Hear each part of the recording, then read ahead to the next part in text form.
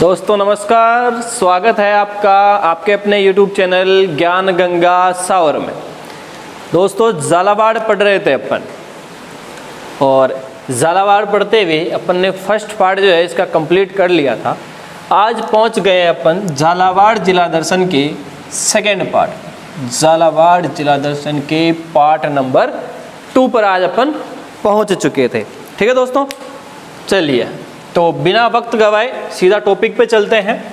और आज जो झालावाड़ का टॉपिक लेंगे, सबसे पहला टॉपिक वो लेंगे अपन दुर्गों के बारे में।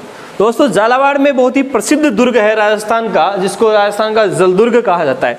देखिए जलदुर्ग का मतलब ये होता है कि एक ऐसा दुर्ग जिसके चारों ओर पानी हो, ठीक है, तो उसको जलदुर्ग कहेंगे अपन। ऐसी श्रेणी के राजस्थान में बहुत सारे दुर्ग हैं, लेकिन जो प्रसिद्ध दुर्ग माना जाता है वो इसको गागरोन दुर्ग को माना जाता है। ठीक है, चलिए तो बात कर लेते हैं गागरोन दुर्ग की।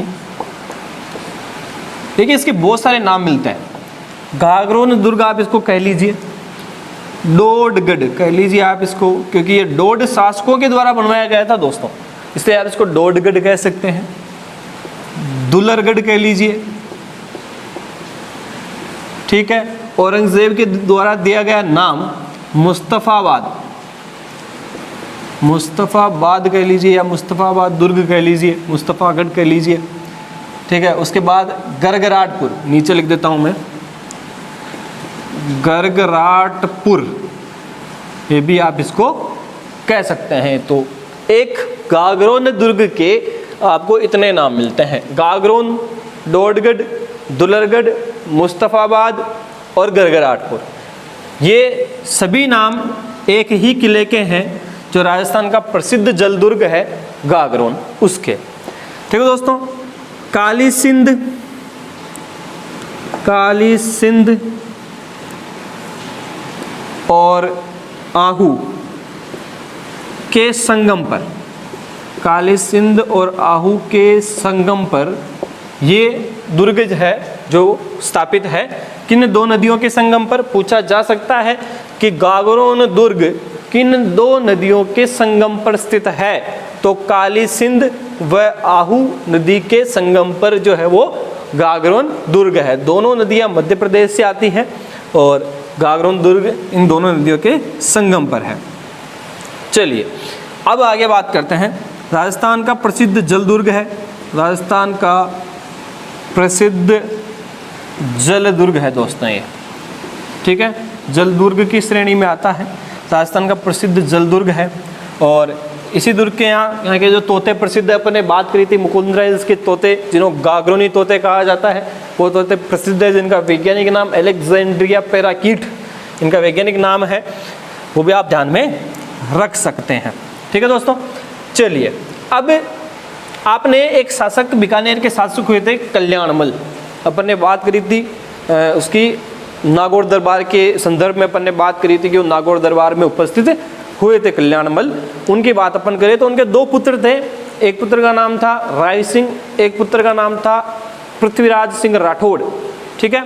और ये वही पृथ्वीराज सिंह राठौड़ है जिन्होंने बेली किशन रुक्मणीरी एक साहित्य की रचना करी थी, और उसने 2 पात्र दिए थे, पीतल और पाथल, ठीक है। इसमें से दोनों ने, एक महाराणा प्रताप के संदर्भ में और एक पृथ्वीराज के संदर्भ में, दोनों ने बताया था। ये जो बेली किशन रुक्मणीरी जो ग्रंथ था, उसकी जो रचना है पृथ्वीराज ने करी थी, वो किस किले के अंदर करी? गागरोन दुर्ग में, ठीक है। ये बात आप ध्यान में रखेंगे। और ये बेली किशन रुक्मणीरी एक अकबर के दरबारी कवि थे, दरबारी थे अकबर के, जिनका नाम था दुर्सा हाडा। उन दुर्सा हाडा ने इस बेली किशन रुक्मणी ग्रंथ को 19वां पुराण और 5वां वेद कहा था। यह बात आप ध्यान में रखेंगे, ठीक है। तो बेली किशन रुक्मणीरी जो रचना है वो किस दुर्ग में हुई? गागरोन दुर्ग में। किसके द्वारा की गई? पृथ्वीराज राठौड़ के द्वारा। पीतल पात्र, इसमें 2 पात्र थे, ठीक है। और जो इसमें 19वां पुराण और 5वां वेद इसको कहा गया, किसके द्वारा कहा गया? दुर्सा हाडा के द्वारा। ये बात आप ध्यान में रखेंगे। बात करते हैं पृथ्वीराज राठौड़, ठीक है। पृथ्वीराज राठौड़ अपने इसमें देखते हैं, इसकी रचना थी बेली किशन रुक्मणीरी। ठीक है, 2 पात्र थे इसमें, पीथल पाथल, 2 पात्र थे। ठीक है, जिसको इस ग्रंथ को दुर्साहाडा ने, किसने? दुर्साहाडा ने, दुर्साहाडा ने इसको नाम दिया, वो नाम दिया था इसको 19वां तो पुराण, यानी इतना शानदार ग्रंथ है ये, 19वां पुराण और 5वां वेद। ठीक है, क्वेश्चन पुटअप हो सकता है, ये बहुत महत्वपूर्ण क्वेश्चन है कि 19वां पुराण 5वां वेद किस राजस्थानी ग्रंथ को कहा जाता है। पिंगल भाषा का इसमें प्रयोग किया गया था, पिंगल डिंगल भाषा का इसमें प्रयोग किया गया था, ये भी आप ध्यान में रख सकते हैं।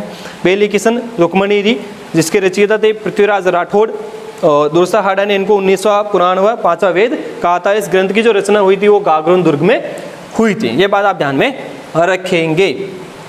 चलिए, ये बात हुई अपनी उसकी, कुछ इसमें कुछ और बात करते हैं। उसके लिए आप इसका स्क्रीनशॉट लेना चाहे तो ले सकते हैं, फिर मैं इसको मिटा दूंगा। गागरोन दुर्ग की बात कर रहे थे अपन। दोस्तों, आपने संत पीपा का नाम सुना होगा, संत पीपा। ये जो संत पीपा थे दोस्तों, जिनकी गुफा के बारे में भी अपन ने पढ़ा कि संत पीपा की जो गुफा है वो कहाँ पर है? टोंक में है। ठीक है, तो बात करते हैं संत पीपा की। गागरोन में ही चल रहे हैं अपन अभी, गागरोन दुर्ग में ही अपन अभी चल रहे हैं। संत पीपा दोस्तों, एक्चुअल में संत पीपा का जो नाम था वो प्रताप सिंह खींची था। यहाँ के गागरोन के शासक थे ये, जिनका वास्तविक नाम क्या था? प्रताप सिंह खींची। राजपूत थे, खींची राजपूत, और ये यहाँ के शासक थे, कहाँ के? गागरोन के। प्रताप सिंह खींची इनका नाम था। ठीक है दोस्तों, कहाँ के शासक थे? संत पीपा की छतरी की बात अपन कर रहे हैं। संत पीपा की छतरी जो है वो कहाँ पर है? गागरोन दुर्ग में है। ठीक है, इसके संदर्भ में अपन और बात करेंगे कि जो गुफा है वो टोंक में है, तो अपन इसकी कुछ चीज़ें पहले डिस्कस कर लेते हैं। संत पीपा का जो नाम था वो प्रताप सिंह खींची था। ये रामानंद जो संत थे रामानंद के संपर्क में आए, और रामानंद के संपर्क में आने के बाद इन्होंने संन्यास धारण कर लिया। किसने? प्रताप सिंह खींची में। दोस्तों ध्यान रखिएगा कि रामानंद जो संत है वो सगुण धारा के संत माने जाते हैं, सगुण धारा के। लेकिन जो प्रताप सिंह खींची है यानी कि जो पीपा है वो निर्गुण धारा के हैं। ठीक है, ये 2 परंपरा यहाँ पे चलती है, सगुण परंपरा और निर्गुण परंपरा। सगुण परंपरा में वो आते हैं जो मूर्ति पूजा करते हैं, ठीक है, और निर्गुण परंपरा में वो आते हैं जो मानते नहीं है कि ईश्वर का किसी भी प्रकार का कोई रूप होता है। वो ये मानते हैं कि पूरे ब्रह्मांड में प्रत्येक कण में ईश्वर विद्यमान है। वो किसी भी ईश्वर की किसी भी रूप में, किसी भी आकार में पूजा नहीं करते हैं, वो आते हैं निर्गुण के अंदर। तो आप ध्यान में रखिएगा कि उनके जो गुरु थे संत पीपा के, वो सगुण का वेदारा के थे, सगुण भक्ति भावना के थे, और ये जो है वो निर्गुण भक्ति भावना के संत माने जाते हैं, संत पीपा। चलिए, तो दोस्तों ये चले गए यहाँ से मथुरा, और वहाँ जाने के बाद इन्होंने संन्यास धारण कर लिया, और ये गरीबों के लिए जो कपड़े सिलने लग गए। और वर्तमान में जो कपड़े सिलने का कार्य करते हैं वो दर्जी समुदाय करता है। कौन सा समुदाय? दर्जी समुदाय कार्य करता है, इसलिए दर्जी समुदाय के आराध्य देव हैं। दर्जी समुदाय के आराध्य देव कौन से हैं? संत पीपा है। ये बात भी आप ध्यान में रखेंगे। चलिए, अब बात करते हैं अपन कुछ इनके बारे में। इनका देखो, इनका जो जन्म स्थान है वो भी गागरोन ही है, यानी गागरोन की छतरी। अपन ने एक टॉपिक लिया कि गागरोन की जो छतरी है वो कहाँ पर है? संत पीपा की छतरी जो है वो गागरोन दुर्ग के अंदर है। अब देखिए, कुछ संत पीपा से संबंधित जिसमें आप कंफ्यूज ना हो उन चीज़ों को भी अपन यहाँ पे ले लेते हैं। संत पीपा की छतरी अपन ने देखी कहाँ पर है? गागरोन दुर्ग में, जो कि झालावाड़ में है। संत पीपा की गुफा, संत पीपा की गुफा कहाँ है दोस्तों? टोंक में है। कहाँ पर है?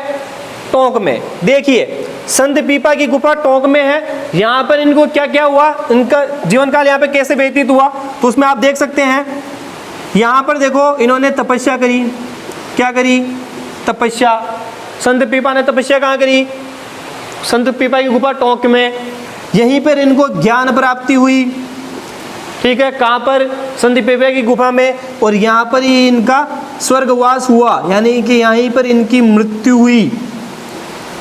मृत्यु भी कहाँ पर हुई? संत पीपा की गुफा में। ठीक, पहला टॉपिक यानी पहला फैक्ट। दूसरा फैक्ट अपन देखते हैं, संत पीपा का मंदिर।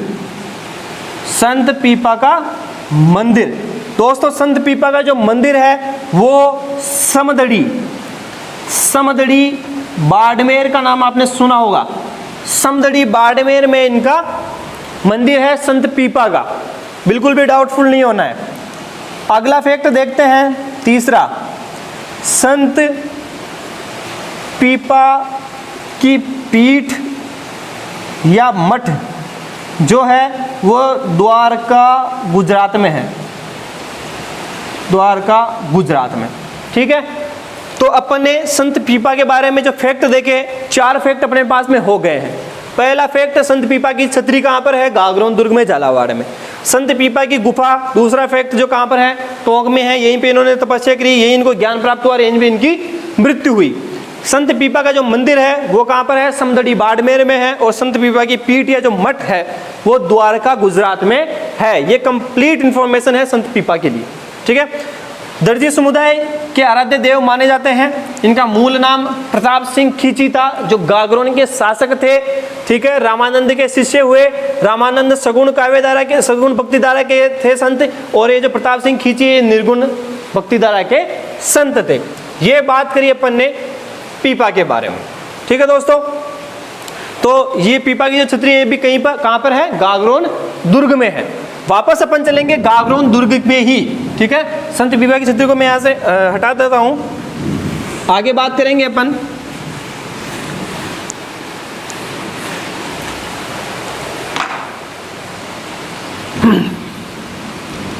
मीठे शाह की दरगाह। मीठे शाह की दरगाह। ठीक है, कौन है ये मीठे शाह? इनका नाम है मोहम्मद हमीदुद्दीन। मोहम्मद हमीदुद्दीन की दरगाह। ठीक, मोहम्मद हमीदुद्दीन की दरगाह। इस दरगाह का जो निर्माण है वो करवाया गया था औरंगजेब के द्वारा। औरंगजेब के द्वारा। ठीक है, इसका निर्माण करवाया गया था। दोस्तों कंफ्यूजन वाली बात पे आते हैं। मोहम्मद हमीदुद्दीन का नाम अपने को पहले भी कहीं मिलता है। ठीक है, याद कीजिए नागौर में तारकीन की दरगाह। ठीक है, वो जो तारकीन की दरगाह है वो मोहम्मद हमीदुद्दीन नागौरी की दरगाह है। किसकी? हमीदुद्दीन नागौरी। अगर आपसे पूछा जाए कि मोहम्मद हमीदुद्दीन की दरगाह कहाँ पर है, तब तो मीठे शाह की दरगाह जो गागरोन किले में है। ठीक है, उसके अलावा अगर आपसे पूछा जाए कि मोहम्मद हमीदुद्दीन नागौरी की दरगाह कहाँ पर है, तो नागौर में होगी। नागौरी से नागौर। ठीक है, तारकीन की दरगाह, जिसको कि मुस्लिम संतों का जो बादशाह कहा गया था, किसको? मोहम्मद हमीदुद्दीन नागौरी को। तो आप ध्यान में रखिएगा, जो तारकीन की दरगाह है वो मोहम्मद हमीदुद्दीन नागौरी की है, और यहाँ पे जो मीठे शाह की दरगाह है वो मोहम्मद हमीदुद्दीन की है। ठीक है, ये बात आपको ध्यान में रखनी है। तो ये भी आपके कहाँ पर है? गागरोन दुर्ग में। यहाँ पर उर्स लगता है। ठीक है, उर्स लगेगा यहाँ पर ज्येष्ठ प्रतिपदा को। कब लगेगा? ज्येष्ठ प्रतिपदा को यहाँ पे उर्स लगेगा, और ये उर्स डिपेंड करता है उस दिन चांद निकला या नहीं निकला, उस पर डिपेंड करता है उर्स। उर्स का मतलब क्या होता है ये आप मुझे कमेंट बॉक्स में बताएंगे कि उर्स का मतलब क्या होता है। उर्स का मतलब क्या होता है ये आप मुझे बताएंगे। ठीक है दोस्तों, एक चीज और देखें, 21 जून 2013 को 21 जून 2013 को गागरोन दुर्ग को यूनेस्को द्वारा, किसके द्वारा? यूनेस्को द्वारा विश्व विरासत, वर्ल्ड हेरिटेज, विश्व विरासत में इसको शामिल कर लिया गया है। किसको? गागरोन दुर्ग को। ठीक है, तो ये थी गागरोन दुर्ग के बारे में कुछ बातें। चलिए आगे देखते हैं अपन। दोस्तों यहाँ पे एक गढ़ पैलेस बना हुआ है, गढ़ पैलेस की। दोस्तों ये जो गढ़ पैलेस का निर्माण है, ये निर्माण राजा मदन सिंह द्वारा, राजा जो कि झालावाड़ रियासत के संस्थापन करता है, उनके द्वारा 1838 ईस्वी में करवाया गया। ठीक है, और ये जो पैलेस है दोस्तों, और यहाँ के जो इस पैलेस के जो भित्ति चित्र है, इस पैलेस की जो भित्ति चित्र है दोस्तों, वो रामायण और कृष्ण से प्रेरित भित्ति चित्र है। तो ये ध्यान में रखिएगा, ये प्रश्न पूछा जा सकता है कि इस महल के जो भित्ति चित्र हैं, इस महल के जो भित्ति चित्र हैं, जो रामायण व कृष्ण से प्रेरित है, कृष्ण से प्रेरित है। तो ये बात भी आपको ध्यान में रखनी है। अब ये जो गढ़ पैलेस है दोस्तों, इस गढ़ पैलेस के मुख्य द्वार पर एक संग्रहालय बना हुआ है। क्या बना हुआ है? संग्रहालय। एक संग्रहालय बना हुआ है, और इस संग्रहालय का निर्माण जो है वो भवानी सिंह द्वारा करवाया गया। किसके द्वारा? भवानी सिंह द्वारा करवाया गया, और यह करवाया गया था 1915 ईस्वी में। ठीक है दोस्तों, तो ये बात भी आपको ध्यान में रखनी है। ये कहाँ पर है? गढ़ पैलेस के मुख्य द्वार पर, गढ़ पैलेस के मुख्य द्वार पर ये स्थित है। तो ये बात आप ध्यान में रखेंगे कि गढ़ पैलेस जो है वो मदन सिंह द्वारा निर्मित कराया गया, और इसी के मुख्य द्वार पर जो है वो एक संग्रहालय बना हुआ है, जिसका निर्माण भवानी सिंह द्वारा करवाया गया था, जो कहाँ पर स्थित है? गढ़ पैलेस में स्थित है। ठीक है दोस्तों, चलिए उसके बाद में बात करते हैं अपन नवलखा महल। नवलखा महल, ठीक है। ये नवलखा महल जो है दोस्तों, इसका निर्माण राजा या झाला बोल सकते हैं अपन, झाला पृथ्वी सिंह द्वारा करवाया गया था। किसके द्वारा? झाला पृथ्वी सिंह द्वारा कराया गया था 1800 ईस्वी में। ठीक है, और ऐसा माना जाता है कि उस समय इस नवलखा महल, इसीलिए इसको नवलखा महल कहा जाता है क्योंकि इसका निर्माण जो है बहुत महंगा पड़ा था, और आज भी इसका निर्माण अधूरा है। ठीक है, महंगा ज़्यादा होने के कारण इसका निर्माण पूर्ण नहीं हो पाया था, और इसलिए इसको नवलखा महल कहा जाता है। उसके अलावा एक और महल है यहाँ पे, गढ़ है मनोहरगढ़। मनोहरगढ़ भी यहीं पर स्थित है, झालावाड़ में। ठीक है दोस्तों, उसके बाद में एक क्षेत्र है यहाँ पर, जिसके बारे में अपन ने देखा था, वहाँ पे भीम सागर की अपन जब चर्चा करी थी, उस जगह का नाम था खानपुर। दोस्तों यहाँ पर सभ्यता के अवशेष मिले हैं, जो लगभग 4500 वर्ष पुरानी मानी जाती है। पुरानी यहाँ पे सभ्यता मिली है, सभ्यता के अवशेष यहाँ मिले हैं, सभ्यता के अवशेष, जो कि हाड़ौती में सबसे प्राचीन है। हाड़ौती में सबसे प्राचीन, हाड़ौती में सबसे प्राचीन है। दोस्तों एक चीज और देख लेते हैं अपन, मैं यहां से गढ़ पैलेस को मिटा देता हूं।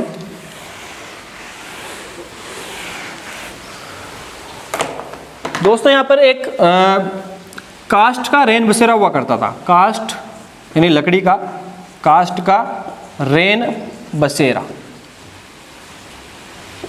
ये लकड़ी से बना हुआ एक महल था, और अभी कुछ वर्षों पहले इस महल में आग लगने के कारण ये अभी नष्ट हो चुका है, वर्तमान में ये नहीं है। ठीक है, झालावाड़ की कुछ कला संस्कृति के बारे में अपन बात कर लेते हैं। कला संस्कृति में सबसे पहले लेते हैं अपन, कला संस्कृति की अपन बात कर रहे थे, और इसमें सबसे पहले लेते हैं भवानी नाट्यशाला। भवानी नाट्यशाला, दोस्तों नाम से जैसे कि आपको पता चल रहा है, भवानी नाट्यशाला राजस्थान की एकमात्र नाट्यशाला थी, जिसका निर्माण राजा भवानी सिंह द्वारा, किसके द्वारा?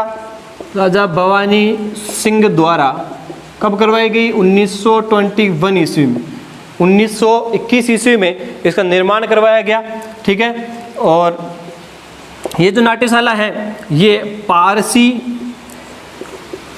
ओपेरा पारसी ओपेरा शैली पर आधारित है। ठीक है, पारसी ओपेरा शैली पर आधारित है। ये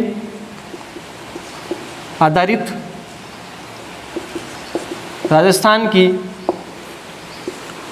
एकमात्र नाट्यशाला, राजस्थान की एकमात्र नाट्यशाला, इसके बारे में अपन ने बात कर ली। ठीक है दोस्तों, झालावाड़ का ही एक नृत्य प्रसिद्ध है, इस नृत्य का नाम है बिंदोरी नृत्य। बिंदोरी नृत्य, ठीक है दोस्तों, ये जो बिंदोरी नृत्य है ये विवाह के अवसर पर किया जाता है। यहाँ पे विवाह के अवसर पर ये नृत्य किया जाता है। ठीक है दोस्तों, तो अपन ने देखा कला संस्कृति में भवानी नाट्यशाला है, वो भवानी चंद्रभागा पशु मेला। ठीक है दोस्तों, ये एक पशु मेला है जो मालवी किस्म की, जो मालवी नस्ल की जो गोवंश आता है उसके लिए बहुत इसे जाना जाता है। इसका जो मेला लगता है ये कार्तिक पूर्णिमा को लगता है दोस्तों। कब लगता है? कार्तिक पूर्णिमा को ये मेला लगता है। ठीक है, इसको राजस्थान का सुरंगा मेला कहते हैं। राजस्थान का सुरंगा मेला इसको कहा जाता है। मालवी नस्ल के गोवंश के लिए प्रसिद्ध है, गोवंश के लिए प्रसिद्ध है। ठीक है दोस्तों, इसका आप ध्यान में रखेंगे। चंद्रभागा नाम से आपको पता चल रहा है कहाँ पे पड़ता है? जालरा पाटन में। कहाँ? जालरा पाटन में चंद्रभागा नदी के किनारे, चंद्रभागा नदी के किनारे पड़ता है दोस्तों। कौन सा मेला? चंद्रभागा पशु मेला। ठीक है, ये बात आप ध्यान में रखेंगे। चलिए आगे देखते हैं एक मेला गोमती सागर, गोमती सागर पशु मेला, गोमती सागर पशु मेला। ये दोस्तों ये जो मेला बढ़ता है ये वैशाख पूर्णिमा को बढ़ता है। कब बढ़ता है? वैशाख पूर्णिमा को ये मेला बढ़ता है। ये भी जालरा पाटन में है और चंद्रभागा नदी के किनारे ही बढ़ता है। चंद्रभागा नदी के किनारे कहाँ बढ़ता है? जालरा पाटन में, जालरा पाटन में। ये बात आप ध्यान में रखेंगे। चलिए, गोमती सागर मेला हो गया, वैशाख पूर्णिमा को भरेगा। ठीक है दोस्तों, बात करते हैं चंद्रमौलीश्वर मंदिर, इसको शीतलेश्वर मंदिर भी कहते हैं। शीतलेश्वर मंदिर या चंद्रमौलीश्वर मंदिर। ठीक है दोस्तों, चंद्रमौलीश्वर मंदिर के बारे में देख लेते हैं अपन। जालरा पाटन में है, जालरा पाटन सर्वाधिक बहुत मंदिर है यहाँ पे जालरा पाटन में, इसलिए इसको घंटियों का शहर कहते हैं जालरा पाटन को।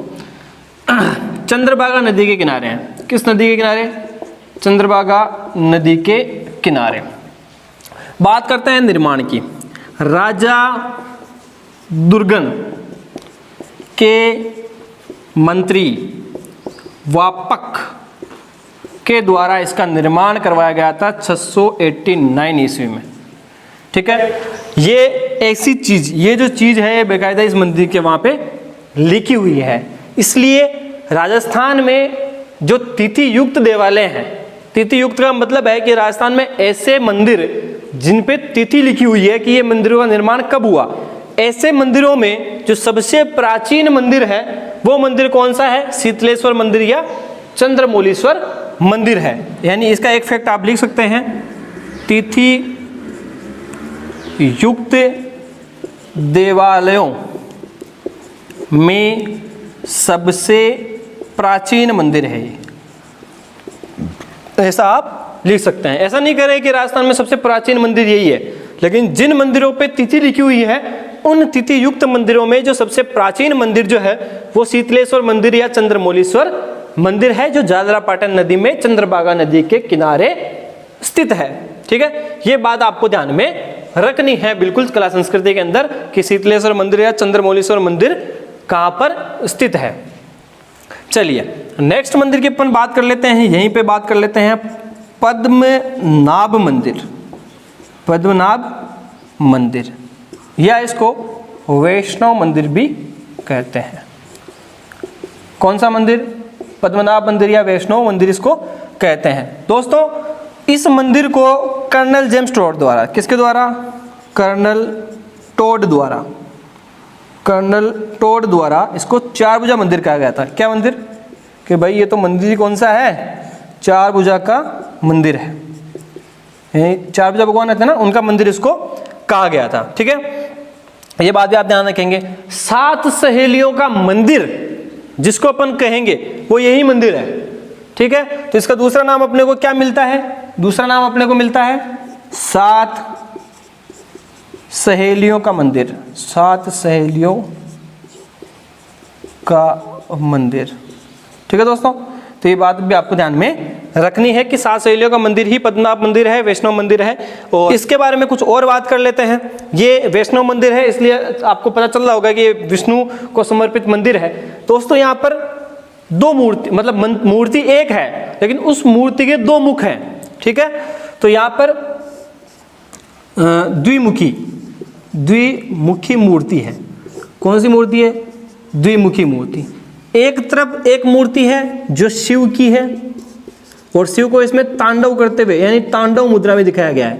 किस मुद्रा में? तांडव मुद्रा में। एक तरफ इनकी विष्णु मूर्ति है, विष्णु भगवान की मूर्ति है, यानी कि मूर्ति एक ही है लेकिन उसके दो मुख हैं। ठीक है, तो एक तरफ तो शिव का मुख है जिनको तांडव करते हुए दिखाया गया है और एक तरफ किनकी मुख है? विष्णु का मुख है। दोस्तों ये बात भी आपको ध्यान में रखनी है। तो पद्मनाभ मंदिर के बारे में अपन ने देख लिया कि ये वैष्णव मंदिर भी इसी को कहते हैं, सात शैलियों का मंदिर भी इसी को कहेंगे, चार भुजा मंदिर भी इसी को कहेंगे।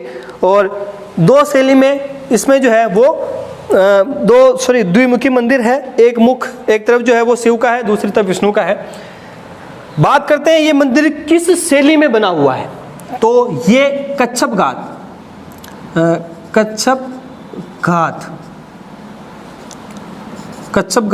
शैली में बना हुआ है। ठीक है, कच्छप घात शैली क्या होती है? कच्छप घात शैली के जो मंदिर होते हैं दोस्तों, उनका जो शिखर है ऊपर से, यानी मंदिर का जो शिखर है वो शिखर बंद होता है। ठीक है, उसके अलावा इसके जो कपाट है मंदिर के, ये चित्रित होते हैं, यानी इन पे बेल बूटियाँ वगैरह किसी भी तरह की कोई भी कलाकृति उत्कीर्ण होती है, स्थापत्य कला की दृष्टि से कोई भी मान सकता है। उसके अलावा इनकी जो मूर्ति होती है वो गर्भगृह में होती है, यानी जो मूर्ति रखी जाती है वो कहाँ रखी जाती है? गर्भगृह में। इतना आपको ध्यान में रखने की जरूरत नहीं है, आप इतना ध्यान रखते हैं कि अगर आपसे पूछ लिया जाए, वैसे आपके BSTC जैसे लेवल के एग्जाम में ये चीज़ नहीं पूछी जाएगी, फिर भी आप अगर किसी हाई लेवल के एग्जाम की तैयारी कर रहे हैं तो अगर आपसे पूछ लिया जाए कि ये जो मंदिर है वो किस शैली पर आधारित है, तो ये मंदिर कच्छप घात शैली पर आधारित है। ठीक है, चलिए आगे अब अपन बात करेंगे दूसरे मंदिर के बारे में। हरिहरेश्वर मंदिर। कौन सा मंदिर है दोस्तों? ये भी यहीं पर स्थित है, हरिहरेश्वर मंदिर। ये भी कहाँ पर है दोस्तों? ये भी झालावाड़ में यानी झालरापाटन में स्थित है, कहा जाता है। ठीक है, भित्ति चित्र यहाँ पे मिलते हैं, उनका नाम है कोलवी की गुफाएं। कोलवी की गुफाएं। इन जो कोलवी की गुफाएं हैं इनको राजस्थान की अजंता एलोरा व एलोरा कहा जाता है। ठीक है, तो आप ध्यान में रखेंगे जो राजस्थान की जो अजंता व एलोरा जो कहा जाएगा वो किसको कहेंगे अपन? राजस्थान की जो कोलवी की गुफाएं हैं ये बौद्ध गुफाएं हैं, इनको आप ध्यान में रख सकते हैं, इनको आप कहेंगे। ठीक है, उसके अलावा यहाँ पर एक सूर्य मंदिर है, सूर्य मंदिर है। कुछ मंदिरों के बारे में बात कर लेते हैं अपन।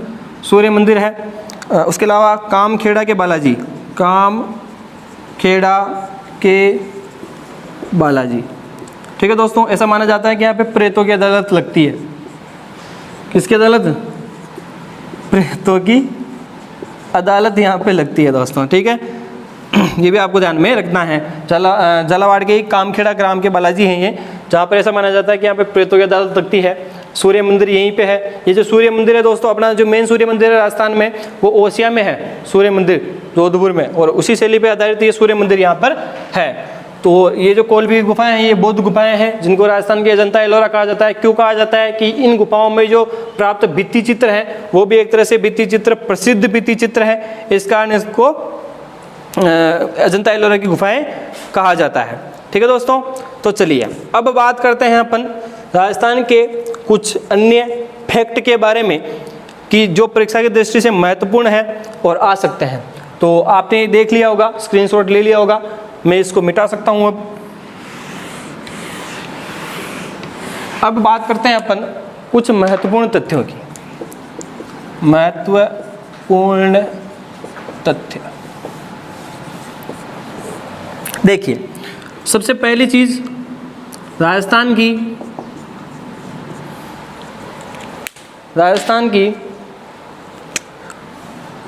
प्रथम महिला मुख्यमंत्री, पहली महिला जो मुख्यमंत्री है वो किस विधानसभा क्षेत्र से संबंधित है? जालरा पाटन से। ठीक है दोस्तों, जालरा पाटन से संबंधित है। नाम क्या है उनका?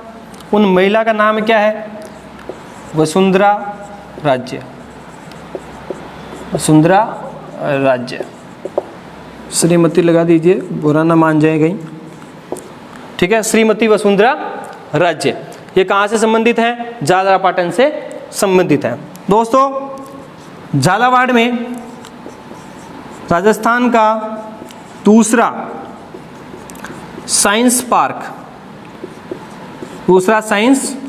पार्क जो है वो कहाँ पर है? झालावाड़ में स्थापित किया गया है। झालावाड़ में स्थापित किया गया है।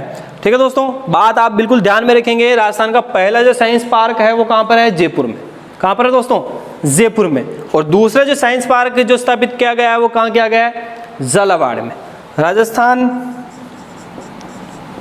पुलिस प्रशिक्षण केंद्र, ये भी कहाँ पर है? ये भी कहाँ पर है दोस्तों? ये भी झालावाड़ में है। कहाँ पर है? ये भी झालावाड़ में है दोस्तों। उसके अलावा सहकारी किसान क्रेडिट कार्ड की जो शुरुआत की गई, केसीसी अपनी भाषा में, किसान क्रेडिट कार्ड की जो शुरुआत की गई वो भी कहाँ से की गई? झालावाड़ से। ठीक है, उसके अलावा बात करें अपन, मैं यहीं पे लिख देता हूँ, राजस्थान का तीसरा सुपर थर्मल पावर प्लांट जो कि कहाँ पे स्थापित है? झालावाड़ में। काली सिंध नदी के किनारे है दोस्तों, ध्यान रखना, काली सिंध के किनारे, आप ध्यान में रख सकते हैं। पहला कहाँ पर है? रणथंभौर, दूसरा कोटा, तीसरा झालावाड़। ठीक है दोस्तों, बिल्कुल आप इसको ध्यान में रखेंगे। उसके अलावा ये चीज़ अपन ने देखी कि राजस्थान का जो सुपर थर्मल पावर है वो कहाँ पर है? झालावाड़ में है। राजस्थान की जो प्रथम महिला मुख्यमंत्री का जो विधानसभा क्षेत्र है वो भी झालावाड़ में है। उसके अलावा अपन ने ये चीज़ देखी कि झालावाड़ का जो दूसरा साइंस पार्क जो है, राजस्थान का दूसरा साइंस पार्क वो झालावाड़ में है, पहला जयपुर में है। राजस्थान का पुलिस प्रशिक्षण केंद्र झालावाड़ में है। उसके अलावा सहकारी किसान क्रेडिट कार्ड की जो योजना है वो कहाँ से शुरू की गई थी? झालावाड़ से शुरू की गई थी। और एक चीज़ अगर आप और लिखना चाहें तो लिख सकते हैं, राजस्थान का एकमात्र है ये, राजस्थान का एकमात्र अल्पसंख्यक बीएड कॉलेज, राजस्थान का एकमात्र अल्पसंख्यक बीएड कॉलेज भी कहाँ पर है? झालावाड़ में है। ठीक है दोस्तों, ये चीज़ अपन ने देखी। दोस्तों, ये जो झालरा पाटन और झालावाड़, ये इन चीज़ों से बिल्कुल हटकर तथ्य है। झालावाड़ और झालरा पाटन, इन दोनों शहरों को, किसको? एक तो झालरा पाटन को और एक झालावाड़ को, ये दोनों जो शहर हैं इन दोनों शहरों को जुड़वा शहर भी कहते हैं।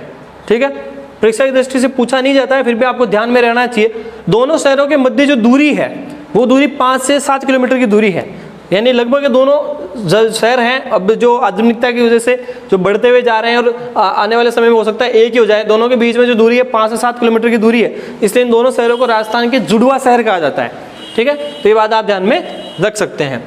तो दोस्तों, ये अपने कुछ झालावाड़ के बारे में बात करी। ठीक ठीक है। आज अपना जो झालावाड़ जिला है वो पूर्ण हो चुका है। इसी के साथ अपन हाड़ौती प्रदेश का जो संपूर्ण जिला दर्शन है अपन कर चुके हैं।